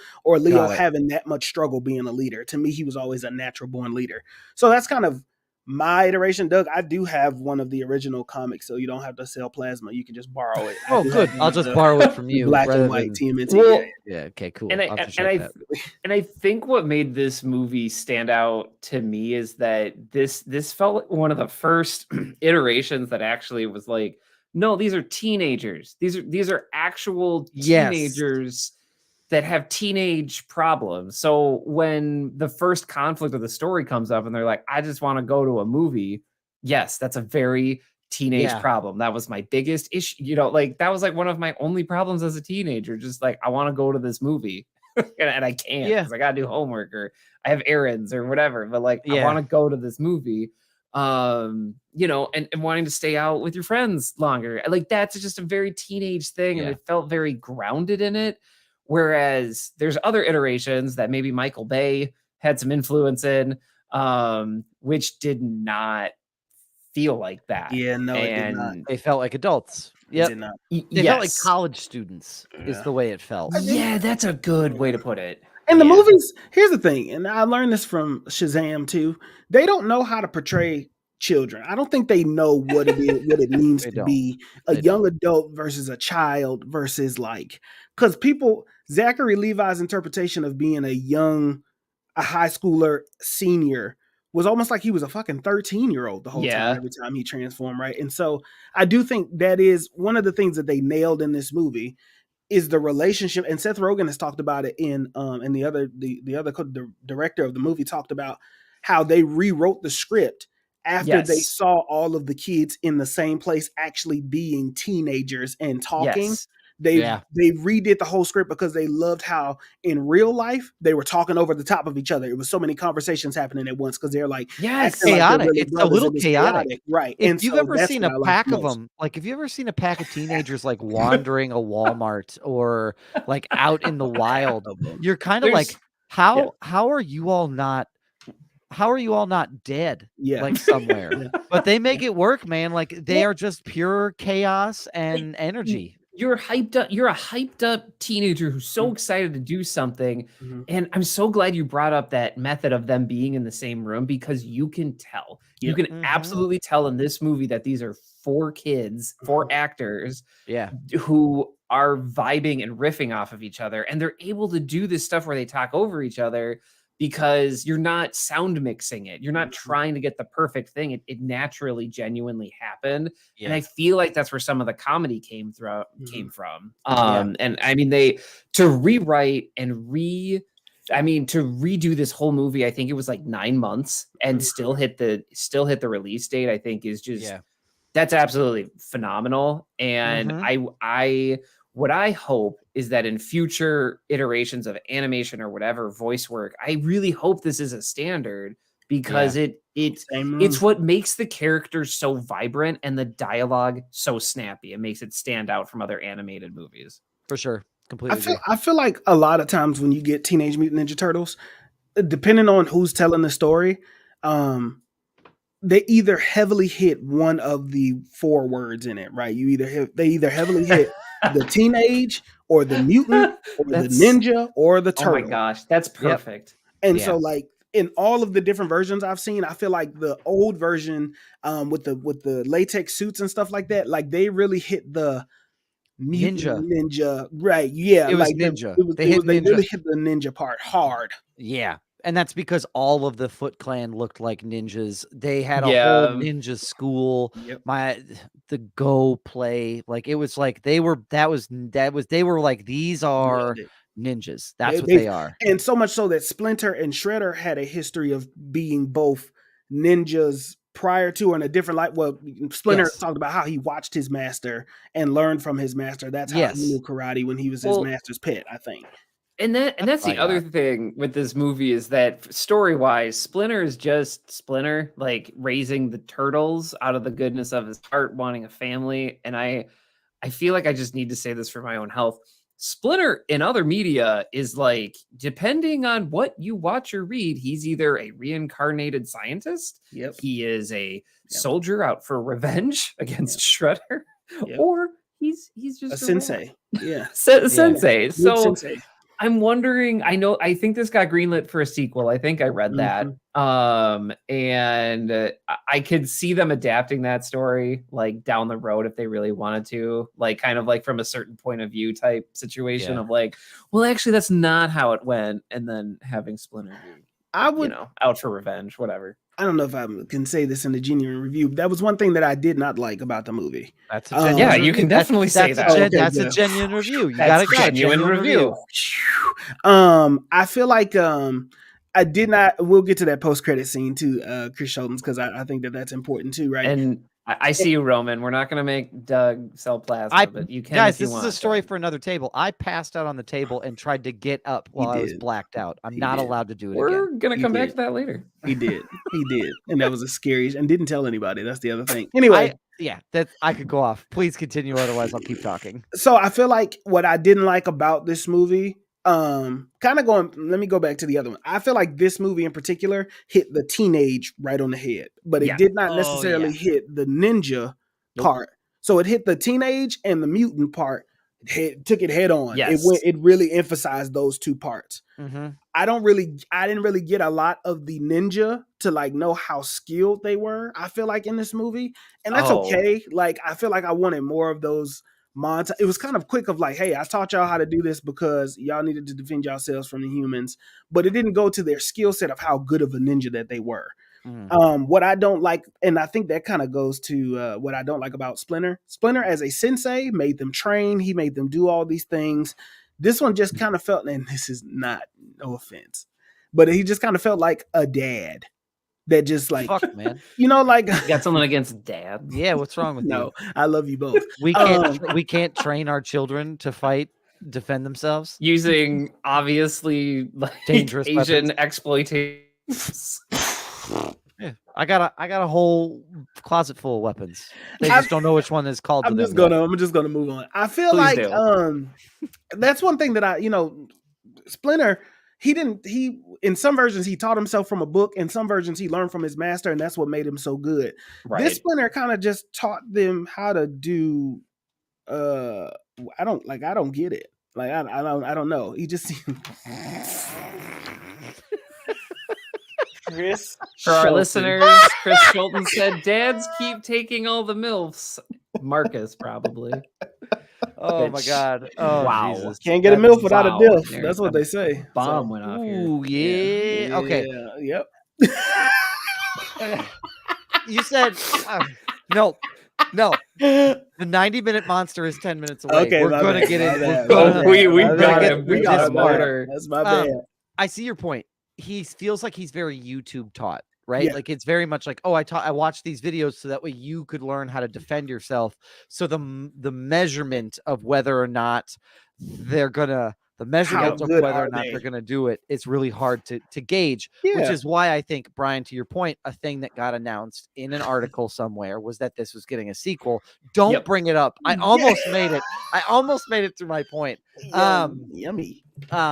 Is that if the genuine review, if they're gonna battle Shredder, that's where that's put to the test, I guess. Yeah, that doesn't seem right to me. Well, so to me, this movie was very much just like, it wasn't an origin, but it was very much like, okay, we're through the origin and now this is their first adventure. Yeah. Oh, okay. Okay. That was how I processed it. Like they've been training for their entire lives. They haven't really fought anybody. Kind of like it's either Mikey or Donnie said, like, we've never actually been in a fight. Yeah. I loved that. I loved the panicked chaos of teenager, like the idea of teenagers just trying to like fight their way out of a bunch of heavies, right? Like I love that. I love the comedy of it, and I felt like it very much felt to me like a chapter one. Obviously, it's a standalone story. It is enough for a full story. However, it's very clearly setting up more stuff down the road. And I agree. It leaned very heavy into the teenage and the mutant type things, which I think is a benefit because it just makes it so relatable and funny. Yeah, I think that's the piece that has missed from other pieces of media that has tried to cover this topic. Like it's just kind of been, here's a set piece and there's turtles fighting. Okay, like sure, I can see CG stuff fight anytime. And this was very much, it gave it low stakes, but it also was threading this needle of like, how do you treat people that don't accept you? And how do you make sense of this? And it did it at a very basic level. I'm not going to say this was like an advanced thesis on discrimination by any means. However, I really enjoyed the part where Splinter realizes him and Superfly are quite literally using the same ideology. Yeah, that was a cool moment. you know. Superfly literally says, "Come on, Rat, help me out. You Yep. and me, we and me both on the same page," or something like that. If Yeah, they these just people- if they just listen to me, then they'll Mhm. be safe and happy. Right. Yeah. Yep. Right. Yep. And Superfly obviously trying to kill everybody. And he's Mhm. trying to be like, yeah, Splinter, you're just like me. And having this moment of like, oh no, I am, but I don't want to be. That's Mhm. growth. And that's Yeah. good. And Yeah. I feel like that is a good message in a kid's movie. I really do. I Agreed. feel like that's it's like even the slightest bit of nuance. I'm not gonna say it's nuance, but it's like a drip of nuance in this idea of like, yeah, you can have this philosophy and be like, nope, that's bad. I'm gonna try to do something else Mhm. to I don't know, just do something different because I don't want to do Yeah. this terrible thing that has Yeah. been given to me as the only option, killing sure. all of humanity. But yeah, I mean, that's one of the things I really enjoyed about the movie, even though they didn't. I get what you're saying though, Marcus, is that like, okay, like the no diggity sequence happened, It was right. which It That's was cool. good. Great phenomenal. soundtrack, by the way. Oh Ooh, my my gosh, I could go great on. soundtrack. That soundtrack Uh, is flawless. Mhm. I mean, I heard Run the Jewels and I was like, Doug's into this immediately. Like, I know this. Like, it happened. Didn't Run the Jewels happen twice? I want to I don't say. think so. Oh, I don't man. think so. Mm-mm. Okay, Now, I'm going to have to look. Annie Up played twice, which is Annie also Up my did play jam. twice. Annie Up. That's what I heard. Oh, yes. Who does Annie Up? Geez, I got it. Keep going. All right, go ahead. Anyway, I heard Annie Up and I was like, this is like Doug's vibe. Also, I heard I like it raw in a children's movie. Shimmy, shimmy, Oh, yo, shimmy, baby, yo, I shimmy, like yeah. it raw. Yeah. Oh, baby, I like it raw. Shimmy, Oh, shimmy, dirty yo, bastard. shimmy, yeah, shimmy, yeah. Yeah, Give me the MOP. mic so I can take it Yeah. away. Funkmaster Flex. Funkmaster Flex is Annie Up. I apologize. I am learning. That trick. Annie Up. Whoop that trick. Yeah. There was some creative editing of that song. They did. Yeah. They did. Here's Also- why. Just to add to that point, I think there's been 2 movies now that has proven my point that James Gunn, if you're listening, I would love if Superman had a hip hop playlist, because I think we saw with Transformers, they also did a hip hop New York heavy playlist because that's where the movie was based in. Right. But also Teenage Mutant Ninja Turtles did it again, once again, based in New York. So I get that you cannot have New York without having that kind of sound following behind them. And I love that they included that because that's not something that has been done in the past. And so I do love the fact that one of my favorite things about the Turtles is they are very New York. Right, like they love the Knicks. They love anything that is New York. They're gonna love it. And to me, how do you not think about that also including hip hop? Because that is such the culture of New York. Like hip hop was born in New York in the park. You know what I mean? So, like, that's a good point. But hip hop, Superman loving hip hop to me, like a farm boy loving hip hop and suiting up to some fucking hardcore some shit. I think that'd be fucking fly. Me personally. I think the other portion of this, I think, Marcus, to your point of things given that, like that very much like New York style hip hop feel, I think that one thing I very much enjoyed of this movie was Ice Cube and his role of Superfly. He was so good as a villain. And I think he was a good villain for a group of teens because teens are just looking for, I appreciated this message. People at that age are looking for a sense of belonging. Then you add in all of their experience from their life. It's very easy to see how people of that age could be pulled off of the beaten path into a situation where they don't necessarily want to be by a character like Superfly, right? Like that it's very easy for you to say, this is a person that's like, I care about you more than they do. I mean, that's the whole premise of how gang culture works. That's how gang culture works. They provide a family for you. Yeah, that's I exactly didn't how even this think works. about looking at it And from that lens. and that's the angle that they took with him, which I thought was just really very, very well played. I also really appreciate these moments where 6 a.m, police at my door. Like that stuff coming from him just flies straight off. Marcus, your secret is still safe with me. Well, now I'm gonna say it. Yeah, because what the fuck? I asked Marcus while we were driving back in what felt like what the same rain Noah from Noah's Ark experienced. It was raining so bad. I asked Marcus, I was like, was that an Ice Cube song? He was like, "Oh yeah, most definitely." And then like I looked it up, and it was an Ice-T song. It's And then Ice-T. Amazing. Marcus in the chat, he goes, "I lost my black card." Because Brittany knew it. I said it. I was like, 6 a.m, police at my door. And Brittany goes, "Why are you singing Ice-T?" And I was Yeah. like, "Oh Yeah. shit!" Like, Oh no. Yeah. So, Amazing. shout out to Brittany Wagner. I'm not shout even out to mad Brittany at for it. knowing that. Not even mad at it. Wow. So anyway, so I really appreciated those moments. Yes. Hands down, favorite moment was like he threatened to mollywop them, and then later, I think it's Michelangelo is getting beaten. He goes, "Oh no, they're mollywopping me." He's And I thought mollywopping me. I thought that was the funniest moment of that entire that Even moment. just thinking about it. But Yeah, it it does- was just very funny. There's something to be said about the language and the tone of which they got this movie across. Yeah. Follow me here. It is supposed to be a kids movie from all my understanding. It's Yeah. still a Nickelodeon movie, but It's they PG. they definitely made this. They used the words kill. They Yep, used yes. Sure real did. language. They did not tone this down to be, No. like a No. too kiddish of a movie. I don't know. I don't even know how to explain it, but like it still felt like, yeah, these turtles are fighting gangs, right? And they're Yeah. fighting like bad people.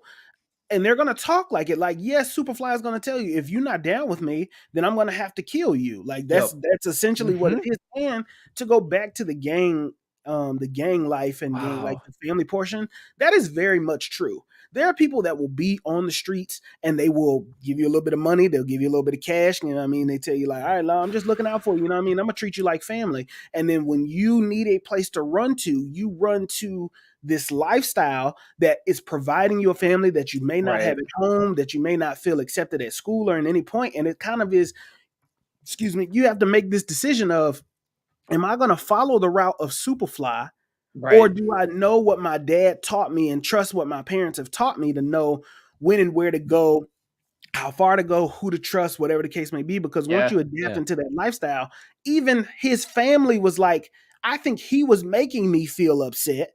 I never Yes. got the option to feel my own kind of way, that there is another route to take. And I Yes. just enjoyed that message for kids to also be like, hey, sometimes your parents may have this ideology that is just not on the up and up. Yep. And they actually use the language of, yes, we all know that my dad, we all know Splinter is like discriminatory, or there was another word that they used of like, He doesn't like humans. And yeah, we recognize that's a little prejudice. I think that's a little, yes, that's what he said. That's like that. Thank you. He was like, we recognize that that's a little prejudice. Using that type of language in a movie is important, and your execution got to be on 10. And I think that they did that. And I would agree. And that is one of the elements that makes this movie work on every level, from adults to kids, because I mean, the kids in the theater that may have like, okay, like I don't fully understand that. The adults in the theater immediately got it, but then you're cutting to a moment that's a slapstick moment of them like trying to sneak around Splinter and trying to get out of like Splinter planning a surprise party for them, while April's waiting for them and they have to leave. Like it all flows so well together as a story, mixing these elements. And I talking about the music really quick, I feel like when big budget folks are making these movies, they want to do like the flavor of the week music, right? They just, whatever's popular, put it in there, it'll be more popular. And I think one of the distinctive things that this movie does is it chooses music. I mean, Annie Up, you don't, that's probably a song my son has never heard before. Mine has. I mean, like, just this music that fits the vibe versus like flavor of the week is gonna make it timeless to me. Yeah, like it's gonna make it a step above something like maybe Michael Bay did, if I were to reference another film. I really do, and I feel like it gives it such. It's just so vibrant. It's so vibrant with its own voice. Genuine review. Great movie. I think I don't know what's next fully, and if I did know what was next, I would not promote it on this podcast. But I do think that there is a lot of potential for where this goes next. I want to give a shout out to Seth Rogen. Initially when I saw his name attached to this, I leaned over to Doug right before the movie started, and I was like, this is the guy that made that hot dog movie that was like the groceries were fucking. That was amazing. right? And so that movie almost made me He did throw make up. that. By He the did way, make that. Excellent. He that did make movie that. Excellent. almost made me throw the hell up. Sausage And Party. Sausage Yeah. Party. God, Yep. that movie. I don't know what it was, but thinking of my food fucking was just not something I needed. Oh, that's what you took away from it. Yeah, that Okay. was it was a lot of stuff going on in there, and I was like, "Well, this is gross." But I do think it's something to be said about Seth Rogen like nailing Yeah. Teenage Mutant Ninja Turtles Yeah, and kind of like agreed. his team knowing exactly what needed to be done, and they everything from the casting to the direction of the story. I think that there's something here for everybody. Yeah. Yeah. This I would say I was a little shocked to see him on screen. I really hope that that's not a thing that's coming. Like Who, we're Seth now Rogen? every time they come up on the movie before the movie starts, they have to thank me for coming to the movie Oh theater. my yeah. We don't need to do that. gosh. Yeah. We don't, you guys. We don't need to do that. Yeah, what I'm kind of a here. marketing strategy is that? I Like, bought the what is ticket. that? You're not appealing to me. I know you don't want to do it. Like, let's just not do it. You don't have to do it. I don't this expect it. happened for Dungeons and Dragons It too. did, Like yeah. they're clearly being held at And Mission gunpoint. Impossible. Oh, Right. did it really? Yep, Oh, it Top happened. Gun too. Yep. Top Gun. No, Top Gun. Tom Cruise would like kiss you if he Yeah, could. He'd be yeah. like, "I'm so happy you're at this theater." Yeah. There you go, and you'd be like, "No, thank you." That's for you. On the cheek. But no, it feels like these actors are being held at gunpoint, except for Tom Cruise, who wants to kiss you. And they're trying to get this out like without throwing up. That's what in a it weird feels way. like. Like when your uncle kisses you. Like it's a "No, subtle, take like care." a Yeah. No, like Wait, Tom Cruise. your uncle How I kisses you? picture it is I like don't- Tom no, he Cruise is doesn't. at the front of the theater as you're coming in. He's not at the door, What's but you happening? get up the ramp, and then he's like, "I'm so happy you're here," and he brings you in for a hug. Like the and he goes Italian like, kisses, like kisses. Yes, Like thank that's- you. That's just what I Yes, meant. and he would be respectful. If someone was like, "No, I don't want that," he'd be like, "I'm just so glad you're here. I could I'm kiss just glad you're you." here. Yep. That's how I picture Tom Cruise. Like he wants to be there, and I feel like if Seth Rogen had to do that, he'd be like, "I don't want to be here. I want to go eat pizza and smoke," you know." Yep. Yeah, exactly. So yeah. I will say genuine review. I enjoyed this movie. I thought it was well done. And so yeah, I enjoyed it. Roman Myers said everyone's got that one uncle. I don't know if I have that uncle, Roman Myers. I think also don't have that there might uncle. be I don't know a why I disconnect. went with it's your uncle that kisses you. I think I was trying to think of maybe your aunt. That's a better one. Like where your aunt's like, it's so good to see you. I definitely have an aunt that does that. Is that? Yeah. See, exactly. Just in a good way. Yeah, and in a nice way. But get the fuck out of here with that. The Brian Roush genuine review here is I didn't even get to talk about the animation style.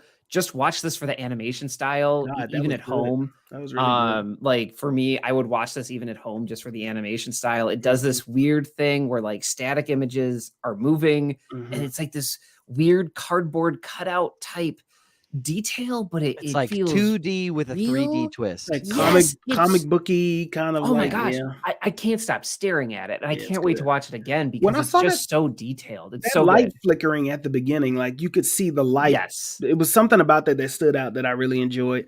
Also, the post-credit scene, I think it was good how they introduced April O'Neil. I like what they did with her character, and so I liked the fact this is the second time April O'Neil has been black. So, like, yeah, absolutely, like, yeah, I'm keep on it board for going. that. And the story that she told and the reason why she wanted to tell her story, like, I enjoyed that too, right? The lore. Yeah. Before we go, there's something about the ending. I don't know if it sat right with me all the way. Of the turtles, spoiler alert, the turtles taking off their mask and going to high school. Like they basically, the humans and the mutants work together.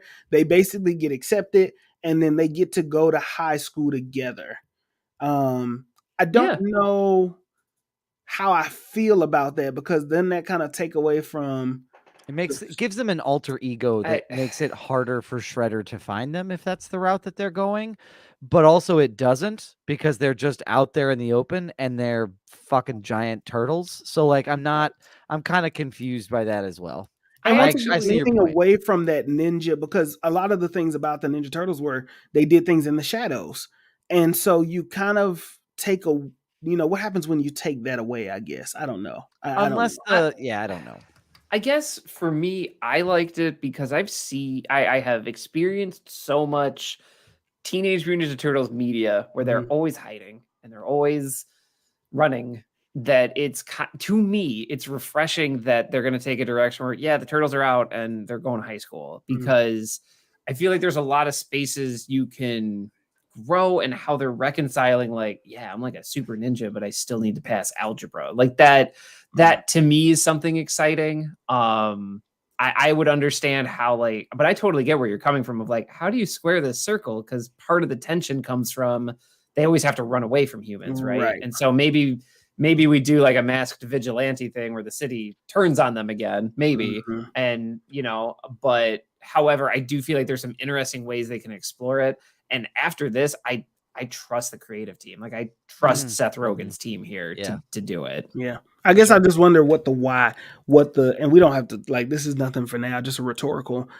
I wonder why they went that route. Is it because of what the new content that they're leading into and creating? They want to be more relatable to, you got to go to school and manage being a superhero full time like that. That's a good question. But what is the why? But I just thought that was an interesting take. And then their take on the Shredder, like Shredder being this person that they call in as opposed to his own.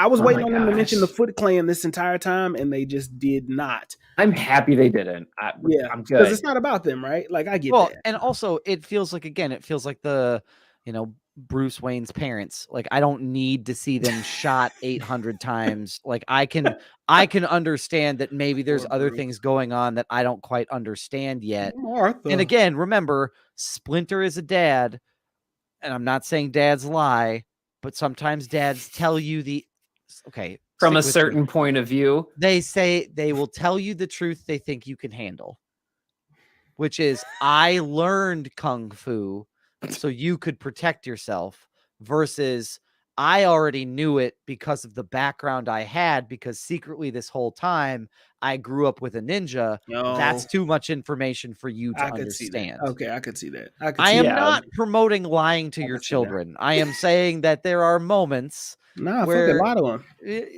I mean, from a certain point of view, that's withholding information. But I understand what you're saying. Sometimes, Ryan, if you were a ninja, you just go telling everybody about it. Yes. I mean, yes. Like, I totally get what you're saying. Sometimes there's like, I'm happy to talk to you about this when you're older, and that I'm a master ninja and I fought Shredder. Yeah, you guys believe my kids gonna know, because I'm gonna whip that bed off like Pootie Tang. I'm gonna kick out. I'm not saying like be intentionally dishonest, but sometimes they just can't handle information, so you have to put it in a way in which they can conceptually get it. I'm not going to be surprised if that second movie opens with Splinter's new story of him and Shredder, and then it cuts to the Turtles, and they're like, I like that. Now, I would like that. That would make me think of things differently, because Shredder did. I mean, Splinter was lying to them. Maybe not maybe he wasn't lying. He did have a bad interaction, but like, he was just trying to protect them. Yes. And so in that, you don't give them all the information that they need right now, which is being a dad. Right. It is. You sometimes you don't know. Sometimes you don't know. Sometimes you just order pizza for your kids in the sewer because you don't know what else to do. That happens. There you go. Would you rather be a dad or a ninja? That's really the question. He was also a ninja. Also, they really pushed this PG rating. I saw a man get stabbed in the face with a sword by a giant rat, and they left it on screen for a solid 15 seconds. They really pushed this PG rating. Yeah. Yep. They sure did. I saw that, and I was like, "Damn, they did do that." Yeah. Yeah, they could. They could. Chris Sullivan, they could. This is gonna feel clumsy, because this is usually the part where we go like, "Hey, should we go see it?" We're skipping that. Genuine review. Genuine review. We told you what we think in our review. Appreciate you all hanging out and listening to our review of Mutant Mayhem. Anything else that you all want to chat about before we move into the plug section? I just want to say thank you to our listeners who are sticking with us and coming back for this review. The last review that we did was easily a month ago, because we're trying to get this right. We want to make sure that we're standing in solidarity with folks who are acting and the writer's strike as well, and making sure that they get paid what they need. We appreciate you in the chat, Roman. And so this review may have seemed weird at times, because we're trying not to be robots, but we're also trying not to promote anything and include it in a genuine review, which is what SAG told us. And shout out to Doug. Doug reached out to SAG directly. And we want to be supportive of these unions, and we want to be supporting them any way we can. And even if that's on our podcast, doing a genuine review as they have laid out to us, that's what we didn't come up with that word. They said that is a term they used in the email back to me. They said, if you feel like you're doing this form of take, then you are going to be okay. But if you're doing something where you're pushing people that direction, which is why we're skipping the part that says, should you go see it? We're skipping that. Yes. That's the reason why we're skipping it. So, gentlemen, what would you like to plug? Hey folks, I don't know, you probably didn't hear on the podcast, but right next to me is Maggie Roush, my wife, and she's working. So make sure that you go check out thelovenerds.com for all of your lifestyle blogging needs. She's over here still working hard. She heard all of our bullshit talking about Teenage Mutant Ninja Turtles, and she only heard my side and of it. Only your side of it. Unless she has the live cast up. I don't know if she does. She doesn't. But yeah, she just heard me talk to myself for 2 hours basically. So that's incredible. That's true love. She's a keeper, folks. I'm a lucky guy. You guys. So, last week she was talking shit about you about the video game. This week she listened to your entire one-sided review of a Turtles movie. That's incredible. She's wonderful, folks. Layers. Marcus. Always make sure that you follow the mantra, never offended, always humble. You can go to spreadshirt.com/the mantra, and you can go buy yourself some merch. You can go listen to some music. New Soul Tie is on the way. New Marcus Destin is on the way. Also, we just dropped by the time you're listening to this, it'll be Wednesday, but Monday we dropped a summer Monday playlist number 2. And so we put out an entirely new playlist, of which will be happening. And you're saying, well, what happens when the summer's over? Don't worry. It will then turn into another Monday playlist. So that will be the name of the series moving forward after we get through number 4. So every Monday we'll just drop a playlist. It's curated for you to just play. You just press play, no skips, play it straight through with just various vibes and new music that I like. Make sure that you are listening in, tune in. It is available on Apple Music, Spotify, and Tidal as we speak. Nice. Fantastic. And I want to plug this podcast. We do some great stuff here. Appreciate everybody hanging in there, as Brian said, with us as we keep going on. But if you enjoyed our genuine review of Mutant Mayhem, or if you just like the podcast in general, share us with a friend. That's the best way for the podcast to gain some traction, is to share us with a friend or a family member. And if you're feeling like you want to be extra special and want to be a part of the Patty family, head over to patreon.com/filmsinblackandwhite and sign up for one of our tiers there. We are in the works of planning a bonus episode for our Patty family. So that is coming in here quickly. But that is what we have on that end. But most importantly, we have a 3-step process to success.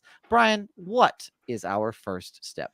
Hey folks, you heard Doug talk about listening to a book. So read a book. Listen to a book. You wanna be efficient with your time. You want to train for a half marathon and get your read on. Listen to a book. You get to work out and work out your mind. Brian, that's 2 birds. That's what that is. Wow. Marcus, what is our next step? You want to make sure that you drink some water. Please. All right. Ooh. It is hot.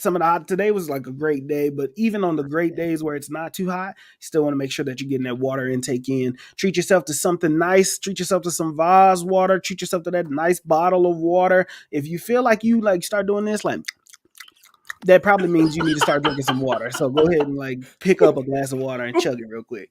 That's absolutely correct.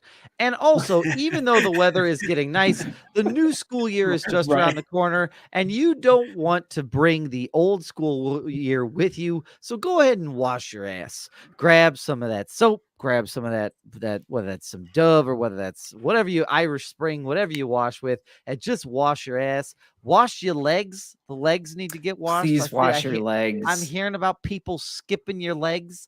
The legs are just important. Please wash your ass and your legs. Just wash yourself and your body, and go into that new school year with on the right foot. Back to school. It's happening. It is indeed. So that does it for this week's episode of Films in Black and White. We will be back next week with another fantastic episode. But in the meantime, and in the between time, stay safe, stay healthy. We love y'all. We appreciate y'all. We'll catch y'all next week. Word up, Teenage Mutant Ninja Turtle.